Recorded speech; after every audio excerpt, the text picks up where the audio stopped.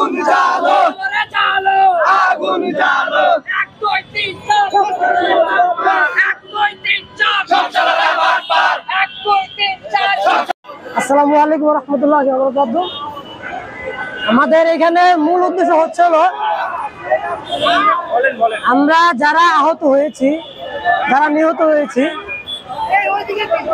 তাদের যে দাবি, তাদের যে জিনিসটা দেওয়া দরকার তাদের এটা দেওয়া হইতেছে না। এবং যে এখানে মূলত হচ্ছে যে যারা আহত হয়েছে তাদেরকে যে পরিমাণ অনুদান দেওয়ার কথা তাদের করে দেওয়া হইতেছে না। এখানে যাচাই বাছাই করা হইতেছে। যাচাই বাছাই বলতে এখানে কিছু ধরনের ক্যাটাগরি তারা বাঁচতেছে। আমার কথা হলো এখানে ক্যাটাগরি দরকার কেন? এখানে ক্যাটাগরি কেন দরকার?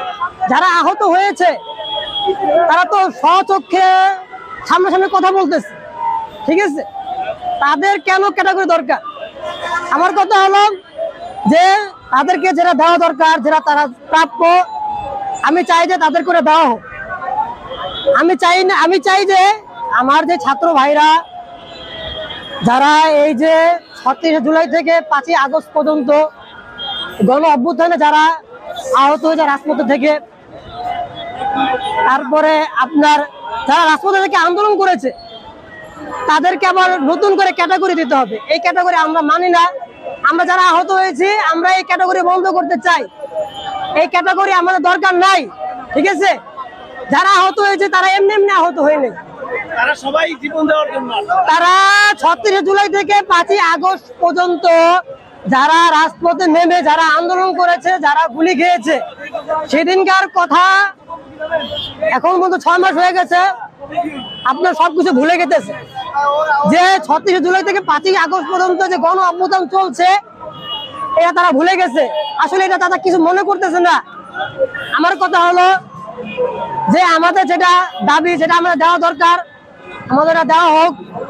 এবং আমাদের যে ক্যাটাগরি, এই ক্যাটাগরিটা বন্ধ করে দেওয়া হোক। কারণ কি জানেন ভাই, এই ক্যাটাগরির জন্য আমি আজকে থেকে ৩৬ জুলাই মানে ১৮ তারিখ থেকে শুরু করে ৫ তারিখ পর্যন্ত ভাই আমি আন্দোলন করেছিলাম।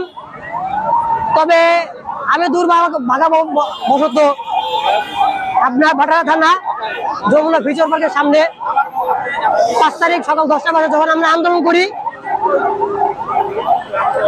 তখন ঠিক আনুমানিক 10টা বাজে আমরা ছাত্ররা সবাই যমুনা ফিউচার পার্কের সামনে যখন আন্দোলন করতেছিলাম, ওই অবস্থায় পুলিশ আমাদেরকে যেভাবে গুলি করেছে, আমাদের প্রতি যেভাবে গুলি করা হয়েছে আমাদেরকে, ওই জিনিসগুলো তারা ভুলে গেছে।